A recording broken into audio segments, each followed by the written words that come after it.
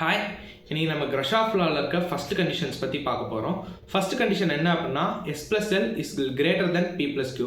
அதாவது ஒரு four link மெக்கானிசமில் இருக்க ஷார்ட்டஸ்ட் ப்ளஸ் லாங்கஸ்ட் லென்த்துங்கிறது மீதி இருக்க ரெண்டு லென்த் ரெஸ்பெக்டிவ் லென்த்தோட அதிகமாக இருந்துச்சு அப்படின்னா மூவ்மெண்ட் எப்படி இருக்கும் அப்படிங்கிறத பார்க்க போகிறோம். ஸோ இது வந்து இந்த கண்டிஷனுங்கிறது கிரஷாஃப் லாவை ஒபே பண்ணல. ஸோ கிரஷாஃப் லா என்ன சொல்லுது, அந்த கிரஷாஃப் லா ப்ரூவ் ஆயிடுச்சு அப்படின்னா ஏதாவது ஒரு லிங்க்குங்கிறது ஒரு கம்ப்ளீட் அபவுட் இட்ஸ் ஆக்சிஸில் ஒரு கம்ப்ளீட் ரெவல்யூஷனை உருவாக்கும்.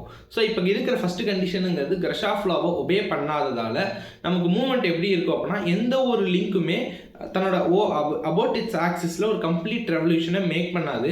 அதாவது எப்படி இருக்கும் அப்படின்னா ஒரு பேக் அண்ட் ஃபோர்த் மோஷனாக தான் இருக்கும். லைக் ஒரு ஆஸ்லேஷன் மாதிரி ஒரு பெண்டுலம் இமேஜின் பண்ணிக்கலாம்.